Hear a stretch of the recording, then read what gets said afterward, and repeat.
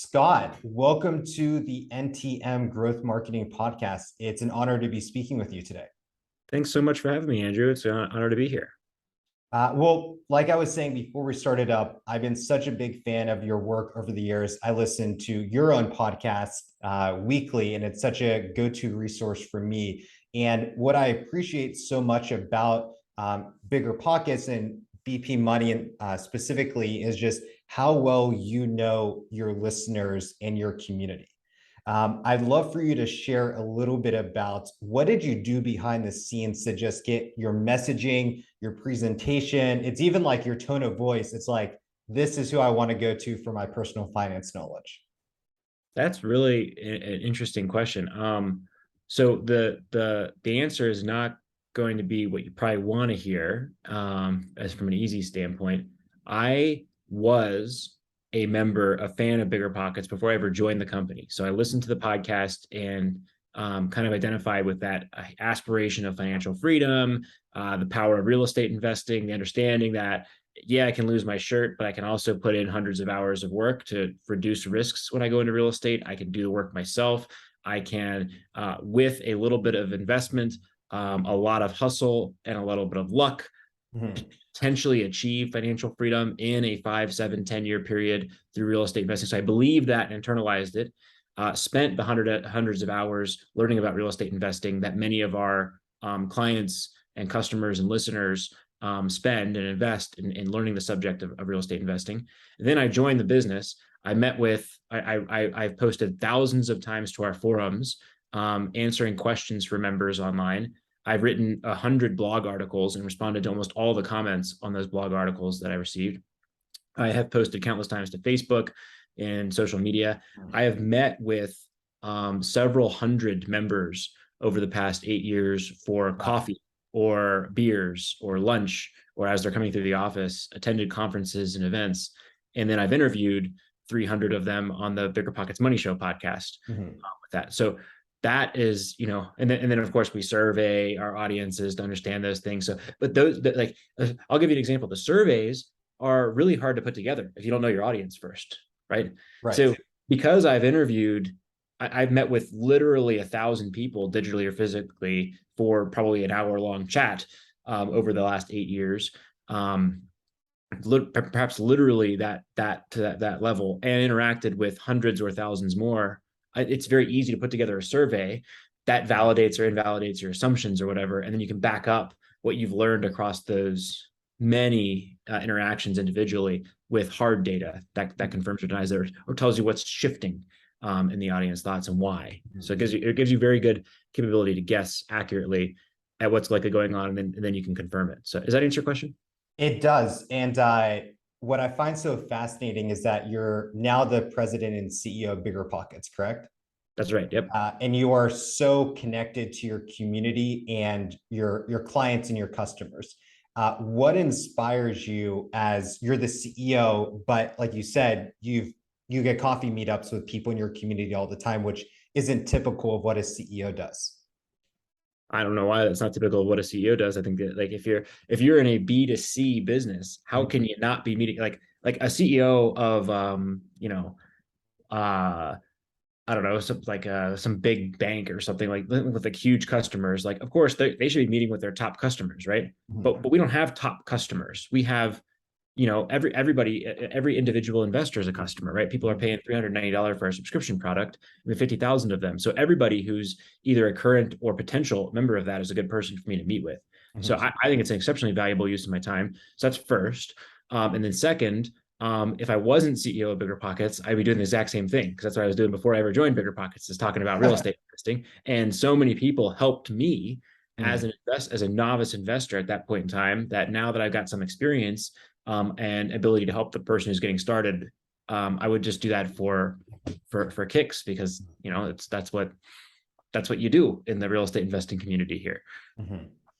So let's take a step back, and I'd love for you to share with your role as CEO, what does a typical just day-to-day look like for you in running the business?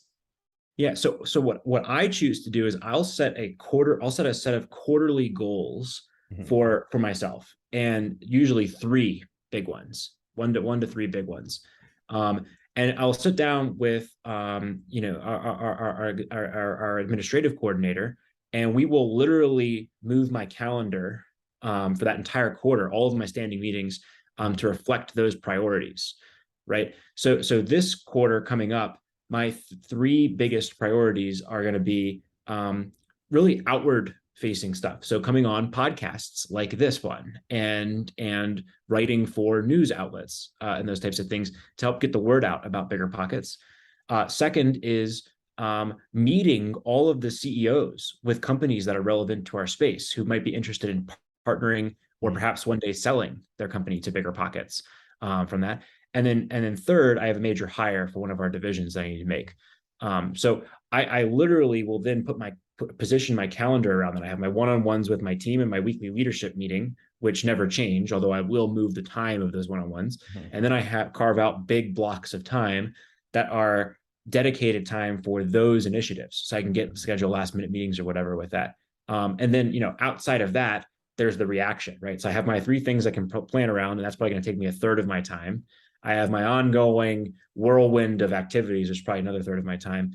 And then I have a reaction to the stimuli that come in from the business or externally that I have to then correspond with. And I'll come into work on a week, and some weeks nothing will happen, and I'll be like, what am I doing? I have all this free time. I can really get deep into some work. But most of the time, something will come up that I've got to deal with or react to. Somebody is leaving the company, or we have a crisis with one of our pieces of content. We mentioned Donald Trump. Why are we mentioning it? Why are we getting political here? So that kind of those kinds of things will come up. When you're thinking about marketing at BiggerPockets, can you talk about how marketing has fueled the growth of the brand?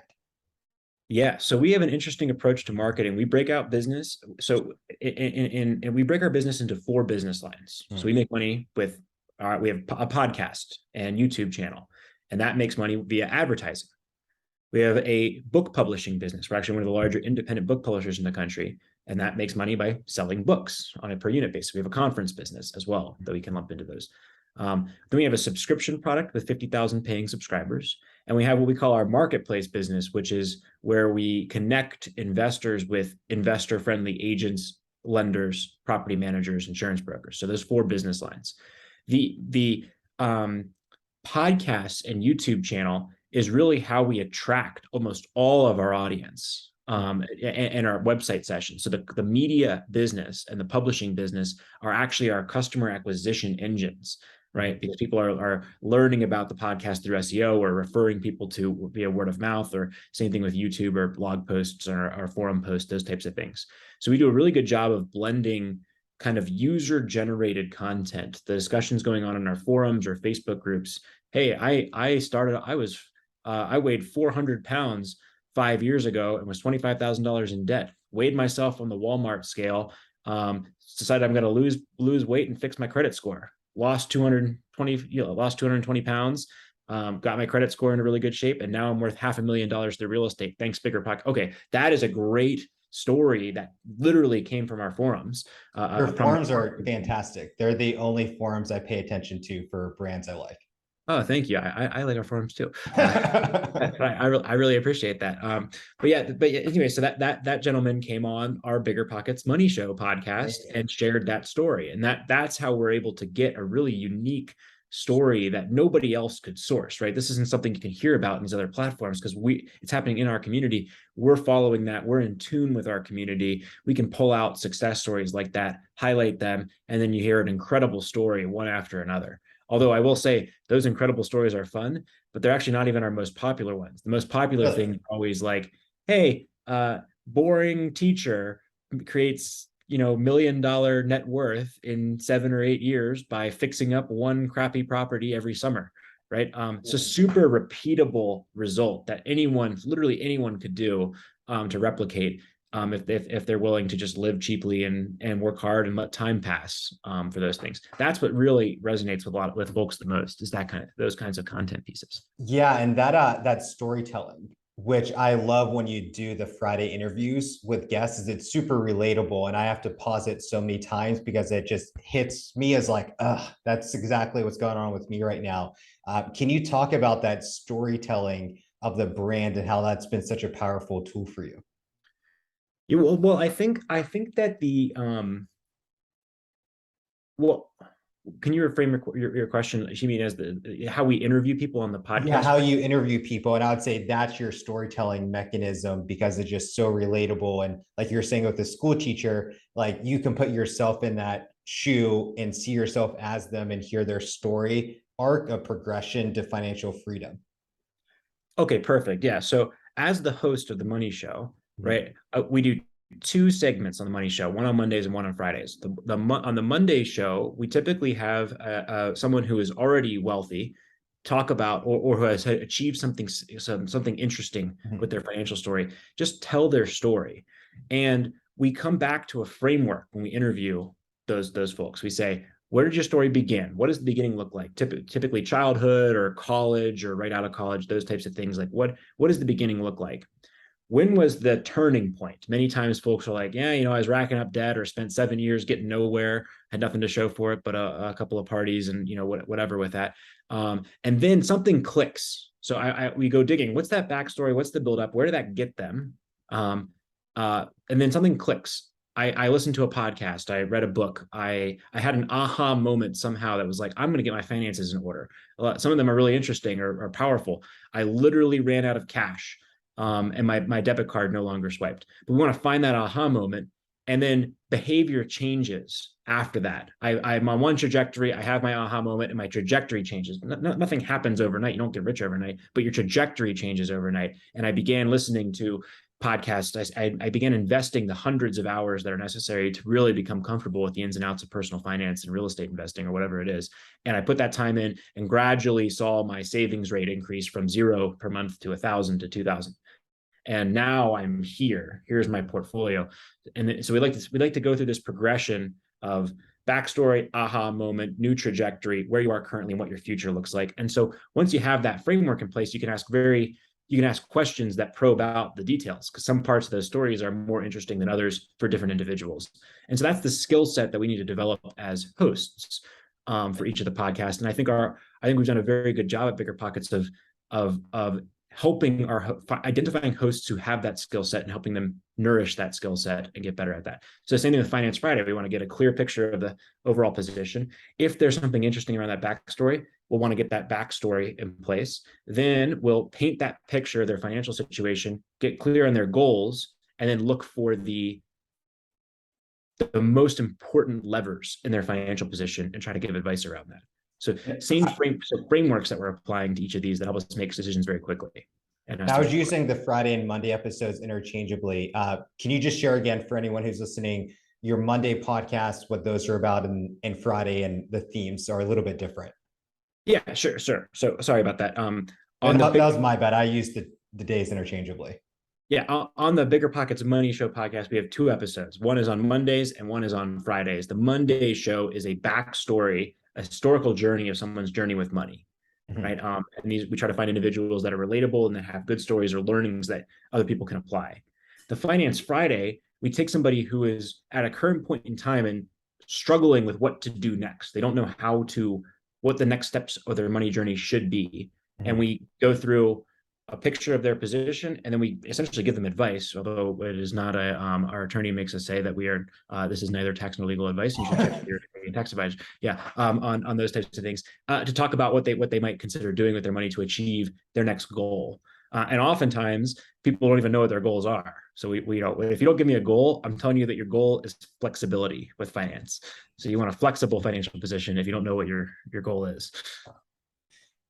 So you are clearly so numbers driven, but what I'm also hearing is that you're intuitive and you can craft a story and a narrative.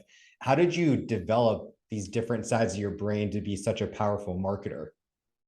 That's a really nice compliment. I don't know if I do a great job with the second part of that, from an intuitive standpoint. I would say that I'm not a good public speaker. I Mhm. speak all the time publicly, the reason I feel like I'm good at this topic, like if I was giving a presentation in college, I'm in front of my class of 30 people. And I'm turning white and just shaking with fear giving this presentation, right? And the same thing still happens to me from time to time, but it doesn't happen in the world of real estate investing or personal finance. And it's because of what I just told you at the beginning of this. I've met with 1,000 people in this. I've Mhm. posted 100 times. I have a complete framework that I've exhaustively researched in real estate. It's never complete. It's always evolving. I'm always learning new things. But I feel like I am beyond journeyman. I am close to expert level, maybe approaching master level in terms of how I think about the frameworks of personal finance. There's tons of details that I still have to learn, and I'm not a master. I don't want to go there, but because of that level of self-education and investment, I feel very comfortable talking about the subjects I feel that I'm an expert in at this point in time. And so that helps me craft those narratives. Is that answering your question? I'm going to go off topic there. It did. Let me ask you this question. I want to bring it back a little bit to goal setting. And like I was mentioning with numbers. So uh, clearly when you're doing either of these episodes in your own personal finance, you have goals and numbers that you're hitting. When you're creating marketing goals for your company, can you talk a little bit about that process and even what does marketing success look like for the business? Great. So we start. I'm going to zoom out, and I'm going to answer your question after I've zoomed out, zooming in on marketing. So we start with top level strategy for our business, right? What are we trying to do? We're trying to do three things here at BiggerPockets over the next year or two. The first is we want to build a centralized dashboard for the investor journey, a technology product that says we know who you are. You are Bradley. You're 35. You're from Atlanta, Georgia. You're $115,000 a year. You already own your first rental property. You want to buy your next one. Here's an agent or agents that make sense for you. Here are lenders that make sense for you. Here are properties that make sense for you. Here are contractors, property managers. Here are the tools that make sense, the content, the meetups in your local area. We want to give you a personalized experience. So that's priority one, right? Priority number two is right now we have a great marketplace where we can help Bradley meet his agent. We don't have the lenders, the property managers, or the insurance brokers. We want to add those in by curating a thoughtful experience, right? And it's going to be hard and tricky. You got to be, you want a really good rate when you're talking to a lender, but you also want a lender who understands that you have different income streams than a typical W-2 worker. You have other properties that need to be factored in. You have a side business that needs to be factored in. You may want a 30-year mortgage. You may want a hard money loan, or you may want a alternative mortgage. So you can put your property in an LLC and have it be a non-recourse loan. So these are the types of things that we got to think through that don't really exist out there. So that's the second strategic plank, is expanding those marketplace categories. And the third thing that we're going to do is we want to offer this one-stop shop for our pro members, where they can find deals, analyze them with a really sophisticated level, manage their properties using property management software, and then track their portfolio with accounting software and see how it's performing and whether it's living up to the expectations they set. So they can refine that. So those are our three priorities, right? Notice that marketing is not really one of those three priorities. Those are really product initiatives. And I think that's because for us, the way we built our business, is the media channels and our publishing business are constantly growing organically to bring us new clients with that. Now, we do have a marketing team and they have goals. So within that subset of goals, their objectives are going to be twofold. One is attracting new audiences. How many real estate investors are out there? Where are they engaging? How do we reach them? How do we get them to begin listening to our content or watching our YouTube videos or coming to our site? So that's brand acquisition. And the second is product marketing, moving the folks that are listening to our shows and educating them to moving them to our website to come in and join our email list, for example. And then also to potentially sign up for our pro membership, meet one of our agents, buy our books, attend our conference. Is that? It does. I'd love to hear your thoughts on that sales strategy, because I've never have felt sold to in anything I've experienced of your brand. Anytime there's an offer presented, it just feels like the natural next step for me. Can you elaborate a little bit more of how you've been able to just have that brand feeling and that progression you're trying to take people through in a little bit more detail? Yeah, well, it starts with understanding your customer's journey, right? So let's talk about what's the journey of a real estate investor, right? And I'll go back to Bradley again, right? Bradley is the persona we've created to describe our customer, right? And there was one persona of many. We're gonna branch out, but okay, Bradley's 35 years old. He lives in Atlanta, Georgia. He earns $115,000 a year. He's got his first property. Or let's start at the beginning of his journey. So he earns $115,000 a year. He doesn't own any properties. What's he gonna do? He's gonna spend a year of his life, literally a year and 500 hours, listening to podcasts, reading books, watching videos, talking in forums, engaging in Facebook groups, meeting agents, meeting investors. He's going to do some combination of those activities for a year until he feels confident. This is a skeptical person. This is an ambitious and hopeful person who wants to achieve financial freedom, but is also skeptical and realizes that investing comes with real risks and can create losses. Can I ask a quick question to clarify? So you have the data and insights to know someone is going to be just flirting around your ecosystem for a year until they might be ready to pull out their credit card and buy their first product with you? No, we don't have those insights. What we have is I've interviewed 1,000 of these individuals, and our team has interviewed hundreds of thousands more, and they all tell us a very consistent story with that. And our survey data backs that up. But what I can't do is I can't tie, hey, listener 1257, listen to these podcasts, because that's on Apple, right? Or Spotify, right? On that system, and watched these 10 YouTube videos and bought these 6 books on Amazon and then joined our site. I know that in aggregate, but I don't know at the individual level, and I'll never know at the individual level. Right. But that doesn't mean, just because I can't collect the data, it doesn't mean I won't build the business around what the customer wants, the customer journey here. So we build the business around the customer journey and say, no, Bradley wants to immerse himself in 500 hours. And what we're going to do then is we're going to create a world where he can do that for free or very low cost to his heart's content. And every word is going to be a different, that's the thing about, I think that we do really well. Sorry, you're getting me going about the company. So please let me know if I'm going too hard about. I love this, as you're like describing me to a T. So I'm like, oh, this is why I'm so hooked on this. Yeah. So okay. So okay. So great. So it sounds like I'm resonating with this, right? We know our customer to a little bit, right? But okay. What we're going to do is what I think we do a good job of is it's not my perspective that is important. It's not Brandon Turner's or David Green's or any of our the faces of our brand.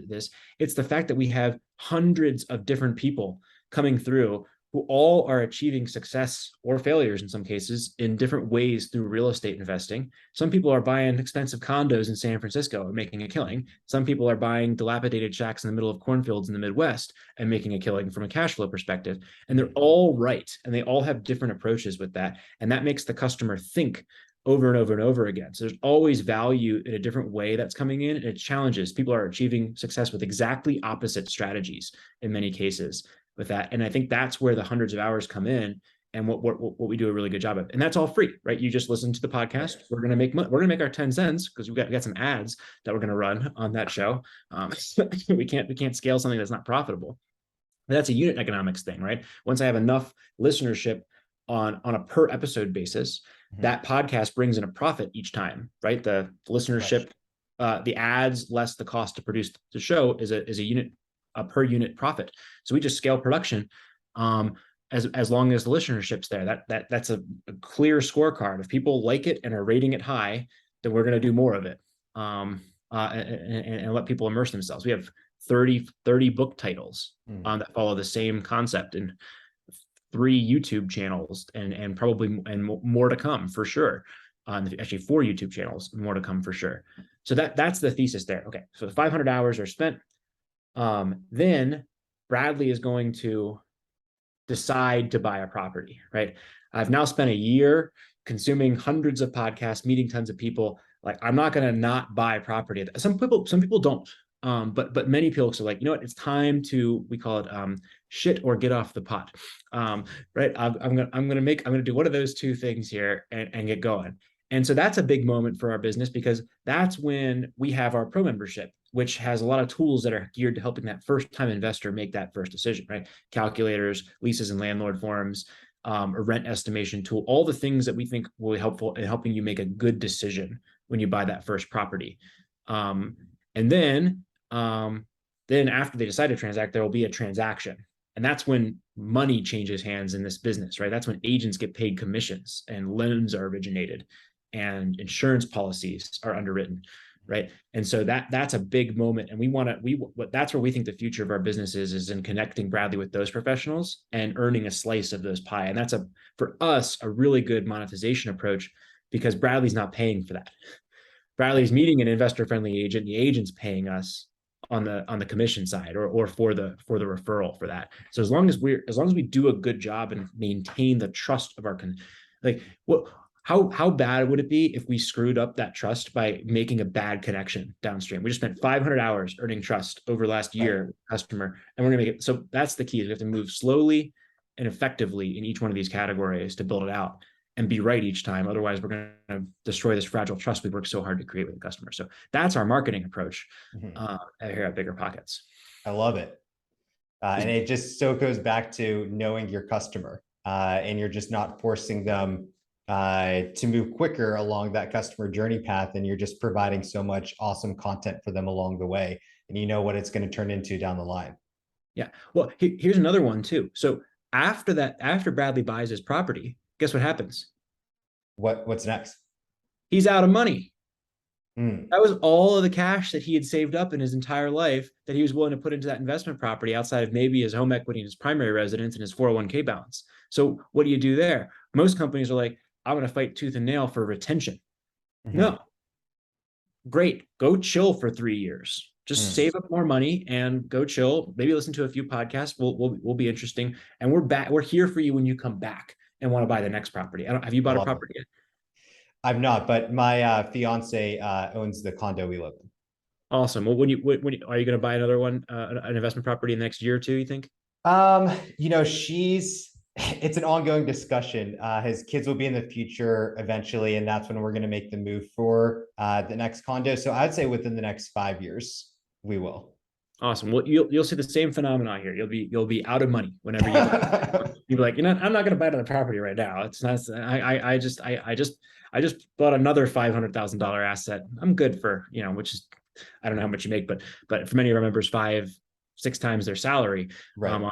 And so I'm going to chill for a little bit and see how this goes. Stabilize the asset, save back up, rebuild my financial position. I want to talk a little bit about marketing again at BiggerPockets. And can you talk about a marketing opportunity that your team is debating on or is going to implement by the end of this year? Yeah, so I think that the biggest opportunity, I'll give you an abstract opportunity, and then I'll give you a practical opportunity. That's that. So the abstract opportunity is we often think about how do we better serve our current audience, get more engaging content, those types of things, and grow crank by crank, bit by bit, week by week, month by month with better content, more engaging content. But what we haven't done in the past is said, how many investors are out there? Like how many investors are in the United States of America and who own property? Who are they? We know who our audience is, but who are the folks that we're not reaching? What are they doing to learn about real estate investing? How do they understand that? Right. If right now we understand that we're only accessing about 40% of the market. What are the other 60% doing? Like how are they getting their information? We think that they're older individuals. Are they active? When are they looking to sell their properties? How can we serve that market that we really don't serve at all today? How do we serve more experienced investors who are buying commercial property and those types of things? Because most of our offering is for investors, small mom and pop landlords with 10 or fewer properties for the most part. So that's the abstract opportunity, is to think top down instead of bottoms up. Not how do I get the next user, but how is the whole market operating and how do I access this chunk that I'm not accessing today? Okay. And the practical one is we have these podcasts. We don't sell half of our inventory for the ads on this. We for an hour-long podcast, we'll typically have 4 60-second ads, which is right in line with what the industry standard is for a show of our size. Well, half of those are not being sold, but other shows have the same problem. What if we trade or swap that inventory with, peers, like, a stock investing show, those types of things? That's something that we're actively exploring of of can we for free use this budget that we can swap in order to create impressions and raise awareness, perhaps with some of these audiences that we are not accessing today. Are there any marketing mediums or new technology that you're thinking of, whether that's like AI invention, AR, VR, getting more into TikTok? Can you talk a little bit about that? I would say that so our head of marketing, her name is Lindsay Buxton. She's fantastic. She's come in. Really, our marketing function started as a product marketing function, right? Getting people who listen to our shows to our site, and then once they're on our site, to tell them about our products, like our pro membership or our agent finding products, right? And so that's really been the meat of our stuff. And I would say that prior to her coming on, we really lacked a marketing 101. A lot of those pieces, like here's how we onboard the customer. Here's what the email sequence will look like. We're going to split test our pricing page to make sure that we're offering the most enticing value proposition for people who visit that page, and our check, like those types of things. That's really been a big initiative for the last year. We use tools like A/B testing software. VWO is what we use. We used Optimizely before that, for example. We have a robust analytics platform that tells us what our members on our site are doing. Remember, I can't track it across from podcast listener, but I can track what you do once you come to our website and create an account for sure. So we use a tool called Amplitude for that. We have a robust data tracking operation there. We use Google AdWords and Facebook ads and those types of things, but these are probably not very sophisticated technology. I'm not probably giving you any sexy technology. I love this, because what you're really coming back to is just marketing foundations that need to be set up, and not trying to get too fancy with the next shiny object of whether it's TikTok and AI, VR that's coming about. So I do love that answer. No, this year, our goal, literally our goal, how we wrote it out was we're going to go from, we did a great job implementing marketing 101 in 2021. In 2022, we're going to implement marketing 202. Nice. And for us, 202 is not like data science, it is data. There's some data science, but it's not like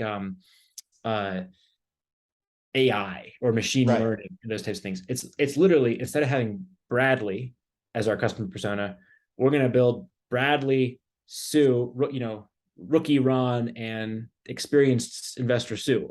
We're going to go from one persona to three, something very manageable that reflects our early stage investor, our core customer Bradley, and then our more experienced person who's looking for the next steps in their business. And we're going to begin building a marketing funnel that makes sense for those folks and changing our product to more effectively serve, for example, those more experienced folks. So I just have a few last questions. So this one is, if you were magically given your entire marketing budget from last year, where would you want to deploy this capital in your marketing efforts?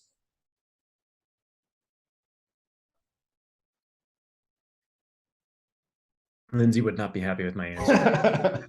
I will say that I think we're good in our marketing division for right now. We've got plenty of budget to swap with other brands for this. We've got plenty of budget to test new acquisition channels.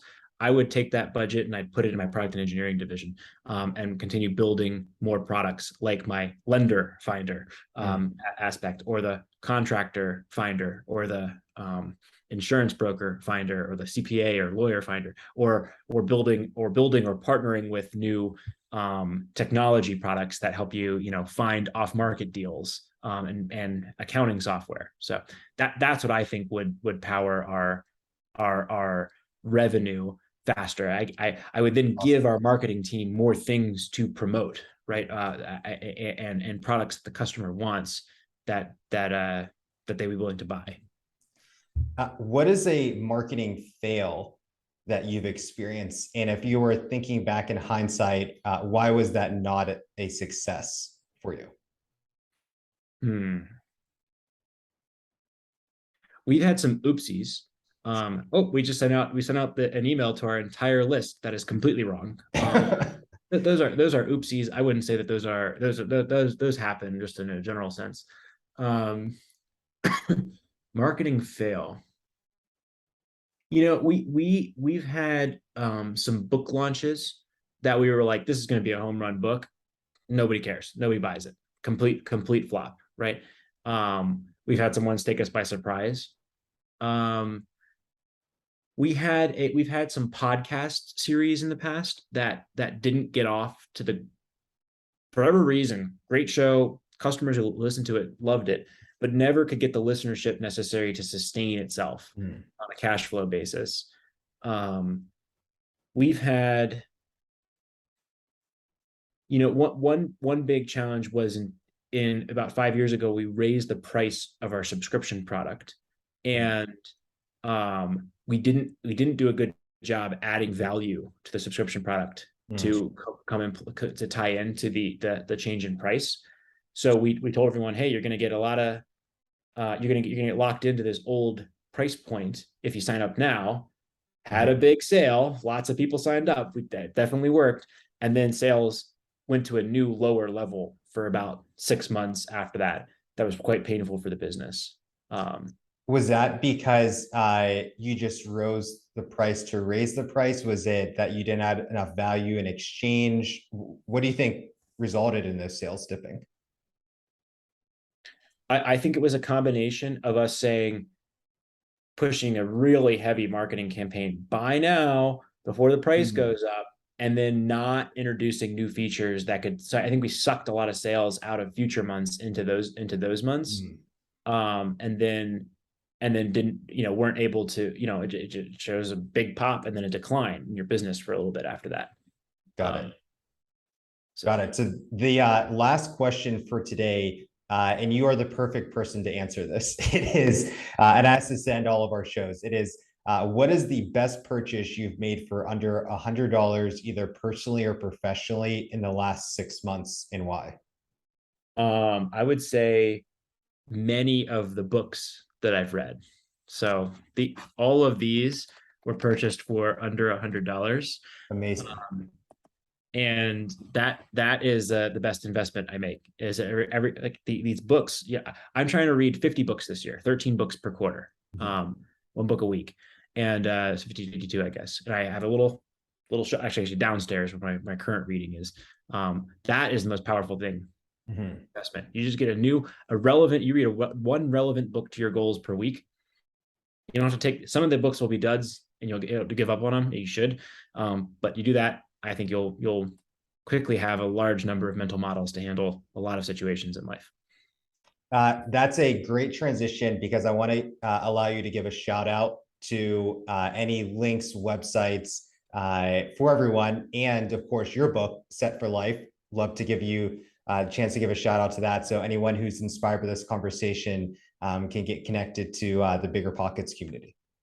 Awesome. Well, always happy to plug BiggerPockets, BiggerPockets.com.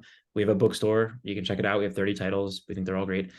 Thank you for the plug for Set for Life, which is one of my titles. I've written 2, Set for Life and a book called First Time Home Buyer, but I can't remember exactly what that one's about. I'll